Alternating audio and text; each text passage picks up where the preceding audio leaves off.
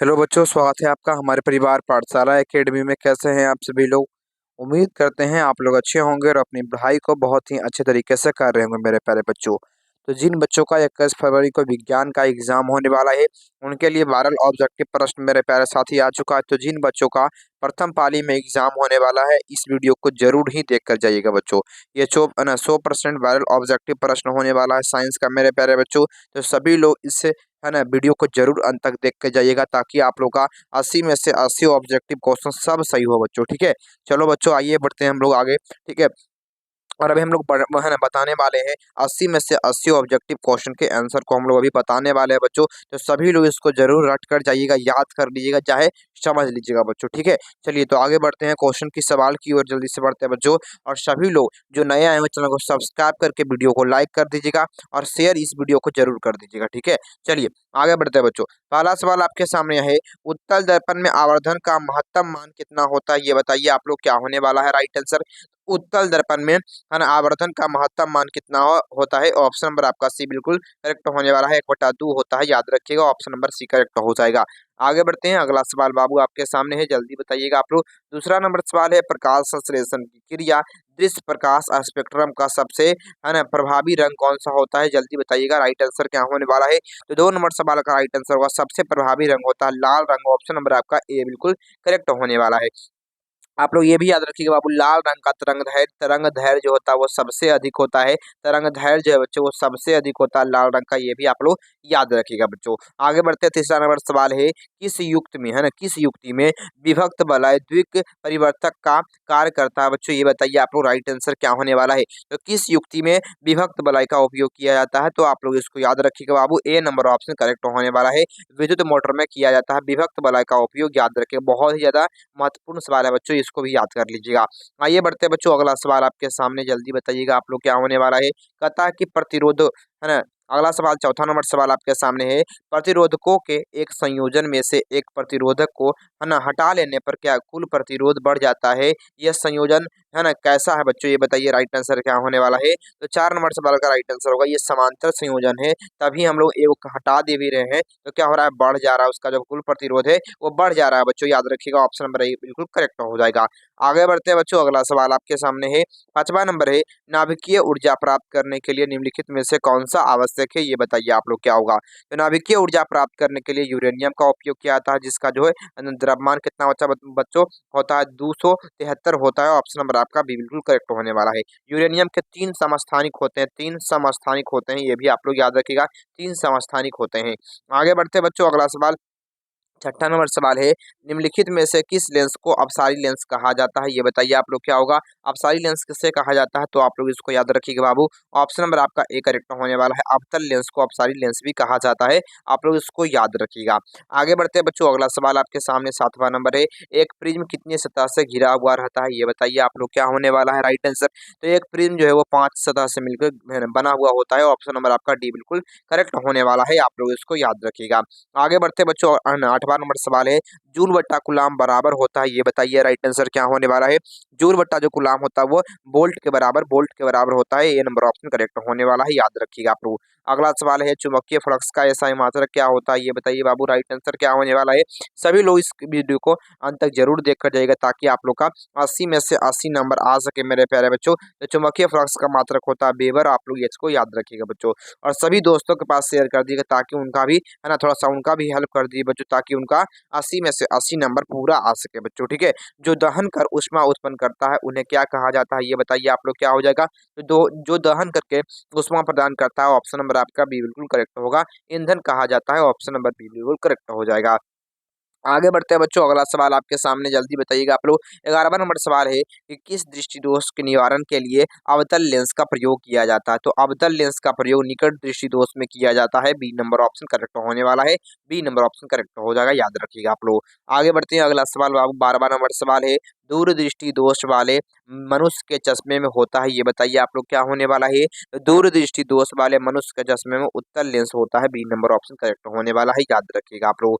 आगे बढ़ते हैं बच्चों, अगला सवाल आपके सामने है, 13वां नंबर सवाल है लघु पतन के समय परिपथ में विद्युत धारा का मान क्या होता है? जल्दी बताइए बाबू, राइट आंसर क्या होने वाला है? याद रखिएगा सी नंबर ऑप्शन करेक्ट होगा, बहुत अधिक बढ़ जाता है, ऑप्शन नंबर सी करेक्ट हो जाएगा।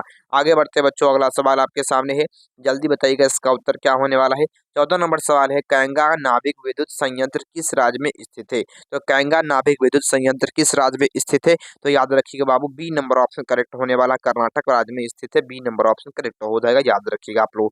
आगे बढ़ते हैं, 15 नंबर सवाल है हजामत बनाने के लिए किस दर्पण का प्रयोग किया जाता है? ये बताइए आप लोग, राइट आंसर क्या हो जाएगा? तो हजामत बनाने के लिए अवतल दर्पण का प्रयोग किया जाता है, बी नंबर ऑप्शन करेक्ट होने वाला है, याद रखिएगा आप लोग। आगे बढ़ते हैं बच्चों, अगला सवाल आपके सामने 16 नंबर है, निकट दृष्टि दोष में किस लेंस का प्रयोग किया जाता है? ये बताइए आप लोग क्या होने वाला है? तो निकट दृष्टि दोष में ऑप्शन नंबर आपका बी बिल्कुल करेक्ट होने वाला है, अवतल लेंस का प्रयोग किया जाता है, आप लोग इसको याद रखिएगा। आगे बढ़ते हैं बच्चों, अगला सवाल लेंस की क्षमता का ऐसा मात्रक क्या होता है? तो लेंस की क्षमता का मात्रक होता है, याद रखिएगा, ऑप्शन नंबर आपका ए बिल्कुल करेक्ट होने वाला है, डायप्टर होता है, आप लोग इसको याद रखिएगा। आगे बढ़ते हैं बच्चों, अगला सवाल आपके सामने है, प्रकाश के किरणों के समूह को क्या कहा जाता है? प्रकाश के किरणों के समूह को प्रकाश पुंज या किरण पुंज कहा जाता है, बी नंबर ऑप्शन करेक्ट होने वाला है, याद रखिएगा आप लोग। अगला सवाल बाबू आपके सामने है, किसी माध्यम में छोटे छोटे कण के निलंबन को क्या कहा जाता है? तो याद रखिए कोलाइट कहा जाता है, ए नंबर ऑप्शन करेक्ट होने वाला है, याद रखिएगा आप लोग। आगे बढ़ते हैं, अगला सवाल आपके सामने है, ओम के नियम निहित थे बच्चों, ये बताइए आप लोग, राइट आंसर क्या होने वाला है? तो ओम के नियम से क्या होता है? ऑप्शन नंबर आपका बी बिल्कुल करेक्ट हो जाएगा, वी बराबर आई आर होता है, आप लोग इसको याद रखिएगा, वी बराबर आई आर होता है, ठीक है। चलिए अगला सवाल आपके सामने है, बाबू आपसे कहेगा कि अचर में कौन रहता है बच्चों? अचर में कौन रहता है? तो याद रखिएगा जो ताप होता है बच्चों वो अचर होता है, ये भी आप लोग इसको याद रखिएगा। आगे बढ़ते हैं बच्चों, अगला सवाल है, विद्युत धारा की प्रबलता का ऐसा मात्रक क्या होता है? तो विद्युत धारा का ऐसा मात्रक क्या होता है? जल्दी बताइएगा आप लोग, याद रखिएगा एम्पियर होता है, ए नंबर ऑप्शन करेक्ट होने वाला है, एम्पियर होता है, याद रखिएगा आप लोग। आगे बढ़ते हैं बच्चों, अगला सवाल आपके सामने 22 नंबर है, विद्युत धारा उत्पन्न करने की युक्ति को क्या कहा जाता है? विद्युत धारा उत्पन्न करने वाली युक्ति को ऑप्शन नंबर आपका ए करेक्ट होने वाला है, जनित जनरेटर कहा जाता है, ए नंबर ऑप्शन करेक्ट होने वाला है, याद रखिएगा आप लोग। आगे बढ़ते हैं बच्चों, अगला सवाल आपके सामने है 23 नंबर है, निर्गत किरण एवं अभिलंब के बीच बने कोण को क्या कहा जाता है? तो निर्गत किरण एवं अभिलंब के बीच बने कोण को निर्गत कोण कहा जाता है, सी नंबर ऑप्शन करेक्ट होने वाला है, याद रखिएगा आप लोग। आगे बढ़ते हैं बच्चों, अगला सवाल आपके सामने है, धारा मापने के यंत्र को क्या कहा जाता है? धारा मापने वाले यंत्र को क्या कहा जाता है? अमीटर कहा जाता है, ए नंबर ऑप्शन करेक्ट होने वाला है, याद रखिएगा बच्चों। आगे बढ़ते हैं, अगला सवाल है, आवेश का मात्रक क्या होता है? ये बताइए आप लोग, राइट आंसर क्या हो जाएगा आपका? कूलाम होता है, ए नंबर ऑप्शन करेक्ट होने वाला है, आप लोग इसको याद रखिएगा बाबू। अगला है आपके सामने, बताइएगा आप लोग, नवीकरणीय ऊर्जा का स्रोत है बच्चों, ये बताइए आप लोग क्या होने वाला है? इनमें से कौन नवीकरणीय ऊर्जा का स्रोत है? तो याद रखिएगा सौर ऊर्जा, ऑप्शन नंबर आपका बी बिल्कुल करेक्ट होने वाला है, आप लोग इसको याद रखिएगा, सौर ऊर्जा, याद रखिएगा बाबू आप लोग। अगला सवाल आपके सामने है 27 नंबर है, कि है ना, विद्युत बल्ब के फिलामेंट में किस तत्व का उपयोग होता है? तो विद्युत बल्ब के फिलामेंट में किस तत्व का उपयोग होता है? ए नंबर ऑप्शन करेक्ट होने वाला है, टंगस्टन का होता है, आप लोग इसको याद रखिएगा। आगे बढ़ते हैं बच्चों, अगला सवाल आपके सामने है, निम्नांकित यौगिकों को, है ना, यौगिकों में कौन दुर्बल अम्ल होता है बच्चों? ये बताइए आप लोग, राइट आंसर क्या होगा? तो दुर्बल जो अम्ल होता है, ऑप्शन नंबर आपका बी बिल्कुल करेक्ट होने वाला है, CH3COOH होता है बच्चों, ऑप्शन नंबर आपका है ना बी बिल्कुल करेक्ट होने वाला है, एसिटिक एसिड, याद रखिएगा आप लोग। अगला बताइए बाबू, 29 नंबर सवाल है, निम्नांकित में से कौन उपधातु है? ये बताइए आप लोग क्या होगा? तो उपधातु कौन हो जाएगा? याद रखिएगा AS होता है बच्चों, ऑप्शन नंबर आपका डी बिल्कुल करेक्ट होने वाला है, याद रखिएगा आप लोग। आगे बढ़ते हैं बच्चों, अगला सवाल आपके सामने, ये बताइएगा क्या होने वाला है? राइट आंसर 30 नंबर सवाल है, निम्नांकित में से किस धातु का विस्थापन उसके लवण के विलयन से होकर लोहा द्वारा होता है बच्चों? विलयन से लोहा द्वारा होता है, जल्दी बोलिएगा बाबू, राइट आंसर क्या होने वाला है? याद रखिएगा, ऑप्शन नंबर आपका ए करेक्ट होने वाला, तांबा बिल्कुल करेक्ट हो जाएगा। आगे बढ़ते बच्चों, अगला सवाल आपके सामने है, खड़िया का रासायनिक सूत्र क्या होता है? जल्दी बताओ बाबू, याद रखिए आप लोग खड़िया का, इसका आप लोग है ना कमेंट बॉक्स में जवाब दीजिएगा, ठीक है। 31 नंबर सवाल का राइट आंसर आप लोग कमेंट बॉक्स में दे दीजिएगा बच्चों, ठीक है, कमेंट बॉक्स में सभी लोग जरूर लिख दीजिएगा। अगला सवाल आपके सामने है, ठीक है, वेल्डिंग में किस गैस का उपयोग किया जाता है? ये बताइए आप लोग, राइट आंसर क्या होगा? तो वेल्डिंग में किस गैस का उपयोग किया जाता है? तो बी नंबर ऑप्शन करेक्ट होने वाला है, एथाइन का उपयोग किया जाता है, ऑप्शन नंबर बी करेक्ट हो जाएगा आपका। आगे बढ़ते हैं बच्चों, अगला सवाल आपके सामने है, अवक्षेपण अभिक्रिया से किस प्रकार का लवण प्राप्त होता है? तो अवक्षेपण अभिक्रिया से किस प्रकार का लवण प्राप्त होता है बच्चों? तो याद रखिएगा, ऑप्शन नंबर आपका बी बिल्कुल करेक्ट होने वाला, अविलय लवण प्राप्त होता है, याद रखिएगा आप लोग। आगे बढ़ते हैं बच्चों, अगला सवाल है बेकिंग सोडा का रासायनिक नाम क्या होता है, ये बताइए आप लोग। राइट आंसर क्या होने वाला है, तो बेकिंग सोडा का रासायनिक नाम क्या होता है, आप लोग इसको याद रखिएगा बच्चों। ऑप्शन नंबर आपका बी बिल्कुल करेक्ट होने वाला है, याद रखिएगा। सोडियम हाइड्रोजन कार्बोनेट, आप लोग इसको याद रखिएगा। आगे बढ़ते हैं बच्चों, अगला सवाल है निम्न में से कौन सा उत्पाद लेड नाइट्रेट को गर्म करने पर प्राप्त होता है, तो लेड नाइट्रेट को गर्म करने पर कौन सा उत्पाद प्राप्त होता है, याद रखिएगा डी नंबर ऑप्शन करेक्ट होगा, NO2 O2 होता है बच्चों, ऑप्शन नंबर डी करेक्ट हो जाएगा। आगे बढ़ते हैं 36 नंबर, निम्नलिखित में से कौन विजातीय यौगिक है, ये बताइए आप लोग। राइट आंसर क्या होने वाला है, विजातीय यौगिक, ऑप्शन नंबर आपका डी बिल्कुल करेक्ट होगा, plaster of Paris, option number D correct हो जाएगा। आगे बढ़ते हैं बच्चों, अगला सवाल आपके सामने 37 नंबर है, निम्नांकित में से किस धातु के केरोसिन में डुबाकर रखा जाता है, तो किस धातु को हम लोग केरोसिन में डुबाकर रखते हैं, सोडियम धातु को, ए नंबर ऑप्शन करेक्ट होने वाला है, याद रखिएगा आप लोग। करेक्ट ऑप्शन ए हो जाएगा आपका। 38 नंबर सवाल है कि कौन से अधातु कमरे के ताप पर द्रव अवस्था में होता है, तो कौन सा अधातु होता है, तो याद रखिएगा ए नंबर ऑप्शन करेक्ट होने वाला है। ब्रोमीन जो होता है वो कमरे के ताप पर द्रव अवस्था में रहता है और ये एक प्रकार का अधातु है बच्चों, याद रखिएगा। आगे बढ़ते हैं, अगला सवाल आपके सामने है सीसा और टीन की मिश्र धातु को क्या कहा जाता है, तो सीसा और टीन के मिश्र धातु को क्या कहा जाता है, याद रखिएगा सोल्डर कहा जाता है, ए नंबर ऑप्शन करेक्ट होने वाला, सोल्डर कहा जाता है। अगला आपके सामने है निम्नलिखित में से किसे चाकू से काटा जा सकता है, जल्दी बताइए आप लोग क्या होगा राइट आंसर, याद रखिएगा लिथियम को चाकू से काटा जा सकता है, ए नंबर ऑप्शन करेक्ट होने वाला है, याद रखिएगा आप लोग। अगला सवाल है एथिलीन में कार्बन कार्बन के बीच दो आबंध मौजूद है, इनमें क्या होता है, तो एथिलीन में कार्बन कार्बन के बीच डबल बॉन्ड होता है बच्चों, इसमें एगो सिग्मा होता है दूसरा पाई होता है, ऑप्शन नंबर आपका ए करेक्ट होने वाला है, याद रखिएगा आप लोग। आगे बढ़ते हैं बच्चों, अगला सवाल आपके सामने है एथेन में कितने सहसंयोजक आबंध होते हैं, तो एथेन में कितने सहसंयोजक आबंध होते हैं, याद रखिएगा ऑप्शन नंबर आपका डी बिल्कुल करेक्ट होने वाला, 7 होते हैं, डी नंबर ऑप्शन करेक्ट हो जाएगा। आगे बढ़ते हैं CnH2n+2 किसका समान सूत्र होता है ना, 43 का राइट आंसर क्या होने वाला है, आप लोग इसको याद रखिएगा, सी नंबर ऑप्शन करेक्ट होने वाला है, याद रखिएगा बाबू।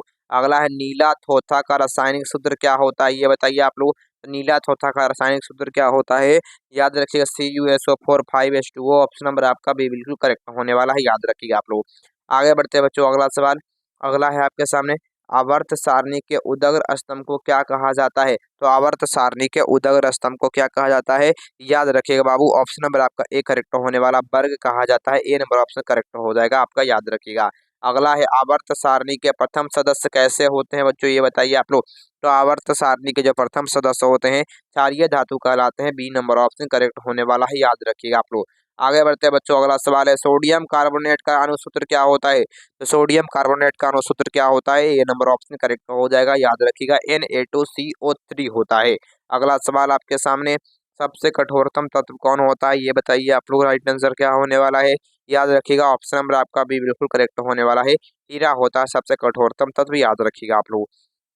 अगला सवाल बताइए बाबू क्या होगा, अक्रिय तत्व इनमें से कौन है, तो इनमें से कौन अक्रिय तत्व है बाबू, तो याद रखिएगा आप लोग हीलियम सबसे क्या होता है अक्रिय तत्व होता है, बी नंबर ऑप्शन करेक्ट होने वाला है। अगला है आधुनिक आवर्त सारणी में तत्वों के वर्गीकरण का आधार किसे लिया गया है, तो आधुनिक आवर्त सारणी का जो वर्गीकरण किया गया वह किस आधार पर किया गया है, आप लोग इसको याद रखिएगा बाबू, बिल्कुल करेक्ट ऑप्शन डी होने वाला है, परमाणु संख्या के आधार पर किया गया है, नहीं बाबू सॉरी, परमाणु संख्या नहीं परमाणु द्रव्यमान, ऑप्शन नंबर आपका सी बिल्कुल करेक्ट होने वाला है, याद रखिए परमाणु संख्या के आधार पर सजाया गया है बच्चों, ठीक है, लेकिन ठीक है याद रखिएगा आप लोग। अगला सवाल आपके सामने है कि हीलियम कैसा तत्व है बाबू, ये बताइए आप लोग क्या होने वाला है, तो हीलियम अक्रिय तत्व है, ए नंबर ऑप्शन करेक्ट होने वाला है, याद रखिए आप लोग। आगे बढ़ते हैं बच्चों, अगला सवाल है कौन सा धातु विद्युत का सुचालक होता है, ये बताइए आप लोग क्या होने वाला है, तो कौन सा धातु विद्युत का सुचालक होता है, ग्रेफाइट होता है, बी नंबर ऑप्शन करेक्ट होने वाला है, याद रखिएगा आप लोग। आगे बढ़ते हैं, अगला सवाल 53 नंबर, आधुनिक आवर्त सारणी में कितने वर्ग हैं, ये बताइए आप लोग क्या होने वाला है, तो आधुनिक आवर्त सारणी में कितने वर्ग हैं, याद रखिएगा, है ना 18 है, 18 ऑप्शन नंबर आपका डी बिल्कुल करेक्ट होने वाला है, याद रखिएगा आप लोग। आगे बढ़ते हैं बच्चों, अगला सवाल है उदासीन विलयन का पीएच मान क्या होगा, ये बताइए आप लोग। तो उदासीन विलयन बिलियन का पीएच मान 7 के बराबर होता है, सी नंबर ऑप्शन करेक्ट हो जाएगा आपका, याद रखिएगा। आगे बढ़ते हैं 55 नंबर सवाल है भारत सरकार ने बाघ संरक्षण योजना कब प्रारंभ किया, तो भारत सरकार के द्वारा बाघ संरक्षण जो योजना है 1973 में शुरू किया गया था, ऑप्शन नंबर आपका बी बिल्कुल करेक्ट हो जाएगा, याद रखिएगा आप लोग। अगला, कोशिका का पावर हाउस किसे कहा जाता है? 56 नंबर सवाल। तो याद रखिए कोशिका का पावर हाउस माइटोकॉन्ड्रिया, ये नंबर ऑप्शन करेक्ट होने वाला है, याद रखिएगा आप लोग। आगे बढ़ते हैं, अगला सवाल, किस प्रकार के जनन में जनक के शरीर से कलिका निकलती है? तो किस प्रकार के जनन में जनक के शरीर से कलिका निकलती है? मुकुलन के द्वारा, ऑप्शन नंबर आपका ए बिल्कुल करेक्ट होने वाला है, याद रखिएगा आप लोग। आगे बढ़ते हैं, अगला सवाल, मनुष्य में जो वृक्क है वह संबंधित होता है? तो मनुष्य में जो वृक्क होता है वह संबंधित होता है उत्सर्जन से, सी नंबर ऑप्शन करेक्ट हो जाएगा, याद रखिएगा आप लोग। आगे बढ़ते हैं, स्वपोषी पोषण के लिए आवश्यक होता है? तो आप कहेंगे CO2, क्लोरोफिल, है ना, सूर्य का प्रकाश, ऑप्शन नंबर आपका डी बिल्कुल करेक्ट हो जाएगा। आप लोग इसको याद रखिएगा बाबू। अगला है आपके सामने, निम्नलिखित में से कौन सा पादप हार्मोन है? तो निम्नलिखित में से कौन पादप हार्मोन है? तो याद रखिएगा आप लोग का राइट आंसर क्या होने वाला है? बिल्कुल करेक्ट ऑप्शन डी होगा, साइटोकाइनिन जो है वो पादप हार्मोन है, ऑप्शन नंबर डी करेक्ट हो जाएगा। दो तंत्रिका के, है ना, दो तंत्रिका कोशिका के मध्य खाली स्थान को क्या कहा जाता है? तो दो तंत्रिका कोशिका के मध्य खाली स्थान को सिनेप्टिक दरार कहा जाता है, बी नंबर ऑप्शन करेक्ट होगा, सिनेप्स कहा जाता है। ठीक है, चलिए अगला सवाल, फूलों में नर प्रजनन अंग होते हैं? फूलों में नर प्रजनन अंग होते हैं, जल्दी बताइए आप लोग, राइट आंसर क्या होने वाला है? तो आप लोग याद रखिएगा बाबू, बिल्कुल करेक्ट ऑप्शन ए होने वाला है, पुंकेसर, ऑप्शन नंबर ए करेक्ट हो जाएगा, याद रखिएगा आप लोग। आगे बढ़ते हैं, अगला सवाल आपके सामने, मनुष्य के आहार नाल में अवशेषी अंग क्या होता है? तो मनुष्य के आहार नाल में अवशेषी अंग क्या होता है? बी नंबर ऑप्शन करेक्ट होने वाला है, अपेंडिक्स होता है, बी नंबर ऑप्शन करेक्ट हो जाएगा। निम्न में से कौन एक जैविक प्रक्रिया द्वारा अपघटित होने वाला पदार्थ है? तो जैविक प्रक्रिया के द्वारा अपघटित होने वाला पदार्थ है, ए नंबर ऑप्शन करेक्ट होगा आपका, सूखे घास पात, ऑप्शन नंबर आपका ए करेक्ट हो जाएगा, याद रखिएगा आप लोग। आगे बढ़ते हैं बच्चों, अगला सवाल है, मुकुलन द्वारा अलैंगिक जनन होता है? बच्चों ये बताइए आप लोग, तो मुकुलन द्वारा अलैंगिक जनन किसमें होता है? तो हाइड्रा में होता है, ए नंबर ऑप्शन करेक्ट होने वाला है, याद रखिएगा आप लोग। आगे बढ़ते हैं बच्चों, अगला सवाल आपके सामने 66 नंबर, स्त्री केसर के आधारीय भाग को क्या कहा जाता है? तो स्त्री केसर के आधारीय भाग को अंडाशय कहा जाता है, बी नंबर ऑप्शन करेक्ट हो जाएगा। अगला है, पराग कोश में होते हैं? तो पराग कोश में परागकण होते हैं, डी नंबर ऑप्शन करेक्ट होने वाला है, याद रखिएगा आप लोग। आगे बढ़ते हैं बच्चों, अगला सवाल आपके सामने है, निम्न में से कौन एमिनो अम्ल के विखंडन से बनता है? तो एमिनो अम्ल के विखंडन से क्या बनता है? तो ऑप्शन नंबर आपका डी बिल्कुल करेक्ट होने वाला है, याद रखिएगा, CONH3 बनता है, ऑप्शन नंबर आपका डी बिल्कुल करेक्ट हो जाएगा। अगला है, ये लिंग गुणसूत्र का पूर्ण जोड़ा किसमें पाया जाता है? लिंग गुणसूत्र का पूर्ण जोड़ा जो है ना, स्त्रियों में पाया जाता है, बी नंबर ऑप्शन करेक्ट होने वाला है, याद रखिएगा। अगला सवाल आपके सामने है, 70 नंबर, वन पारिस्थितिक तंत्र में हिरन को क्या कह सकते हैं? कितना हिरन को क्या कहा जा सकता है? तो याद रखिएगा बिल्कुल करेक्ट ऑप्शन होगा प्रथम, है ना, प्राथमिक उपभोक्ता, ऑप्शन नंबर बी बिल्कुल करेक्ट हो जाएगा। आगे बढ़ते हैं, पुष्प का कौन सा भाग फल बनता है? बताइए, पुष्प का कौन सा भाग फल बनता है? तो याद रखिएगा बिल्कुल करेक्ट ऑप्शन होने वाला है, डी नंबर ऑप्शन अंडाशय, याद रखिएगा, ऑप्शन नंबर डी करेक्ट होगा। अगला कोशिका, है ना, अगला आपके सामने है 72 नंबर, कोशिका झिल्ली किस प्रकार की झिल्ली होती है? तो अर्ध पारगम्य होती है, ऑप्शन नंबर आपका सी बिल्कुल करेक्ट होने वाला, अर्ध पारगम्य झिल्ली होती है। आगे बढ़ते हैं, अगला सवाल, मस्तिष्क का कौन से भाग में गंध पहचानने का केंद्र होता है? तो मस्तिष्क के किस भाग में गंध पहचानने का केंद्र होता है? बी नंबर ऑप्शन करेक्ट होगा, अगर मस्तिष्क में होता है, बी नंबर ऑप्शन करेक्ट होने वाला है, याद रखिएगा। अगला है आपके सामने कि प्रथम मासिक धर्म का प्रकट होना क्या कहलाता है? तो प्रथम मासिक धर्म का प्रकट होना, ऑप्शन नंबर आपका क्या हो जाएगा बच्चों? तो ऑप्शन नंबर आपका डी बिल्कुल करेक्ट होने वाला है, है ना, मेनाथे हो जाएगा, मेनोपाउज हो जाएगा बच्चों, मासिक चक्र हो जाएगा, ऑप्शन नंबर आपका डी बिल्कुल करेक्ट होगा, ये सभी। ठीक है, चलिए आगे बढ़ते हैं बच्चों, अगला सवाल आपके सामने बताइएगा आप लोग, निम्नलिखित में से कौन गुरुत्वीय अनुवर्तन का उदाहरण है? तो गुरुत्वीय अनुवर्तन का उदाहरण कौन हो जाएगा? याद रखिएगा, जड़ का वृद्धि, जड़ में वृद्धि बच्चों, ऑप्शन नंबर आपका बी बिल्कुल करेक्ट होने वाला है, याद रखिएगा, बी नंबर ऑप्शन करेक्ट हो जाएगा, याद रखिएगा। 76 नंबर सवाल है, परजीवी पौधा का एक उदाहरण है, परजीवी पौधा का एक उदाहरण क्या हो जाएगा? याद रखिएगा, सी नंबर ऑप्शन करेक्ट होने वाला है, अमरबेल, सी नंबर ऑप्शन करेक्ट हो जाएगा। आगे बढ़ते हैं, एटीपी में फास्फोट की, है ना, फॉस्फेट की संख्या कितनी होती है? तो एटीपी में फॉस्फेट की जो संख्या होती है वो कितनी होती है? याद रखिएगा 3 होती है, ऑप्शन नंबर आपका सी बिल्कुल करेक्ट हो जाएगा। पादप हार्मोन का एक उदाहरण है, तो पादप हार्मोन का क्या, है ना, क्या उदाहरण होगा भाई? भाई याद रखिएगा बाबू, ऑप्शन नंबर आपका ए बिल्कुल करेक्ट होगा, आई आई आई आई ए। ठीक है, चलिए आगे बढ़ते हैं। अगला सवाल आपके सामने है, खुला परिवहन तंत्र पाया जाता है। तो खुला परिवहन तंत्र किसमें पाया जाता है? याद रखिएगा, बिल्कुल करेक्ट ऑप्शन आपका होने वाला है बच्चों, क्या होगा? कॉकरोच में पाया जाता है। याद रखिए कॉकरोच में, है ना। तो आपका यहाँ पर तितली होगा बच्चों। ऑप्शन नंबर आपका भी बिल्कुल करेक्ट होने वाला है। ठीक है, चलिए अगला सवाल आपके सामने, द्विखंडन पाया जाता है बच्चों, ये बताइए आप लोग क्या होगा? तो द्विखंडन किस में होता है? तो जीवाणु में होता है। ऑप्शन नंबर आपका सी बिल्कुल करेक्ट होने वाला है, याद रखिएगा बच्चों। तो जिन बच्चों को इसका पीडीएफ लेना होगा वो सभी लोग, जिन बच्चों को इसका पीडीएफ लेना होगा आंसर के साथ बच्चों, आपको जिनको जिनको पीडीएफ लेना होगा बच्चों, वो सभी लोग ठीक है व्हाट्सएप ग्रुप में जुड़ जाइएगा। व्हाट्सएप है ना, ग्रुप में जुड़ जाइएगा। ग्रुप का लिंक आपका डिस्क्रिप्शन में लगा हुआ होगा बच्चों, वहां से जाकर जुड़ जाइएगा ताकि आपको ये पीडीएफ आंसर के साथ मिल सके, विथ आंसर। आंसर के साथ आपको देंगे ताकि आपको याद करने में कोई दिक्कत ना हो बच्चों, ठीक है। और बच्चों जो नया है वो चैनल को सब्सक्राइब कर लेंगे ताकि इसी प्रकार से आपको पूरा सपोर्ट दिया जाएगा भर परीक्षा बच्चों, ठीक है। और अपने दोस्तों के पास इस वीडियो को शेयर जरूर करिएगा। थैंक यू, धन्यवाद।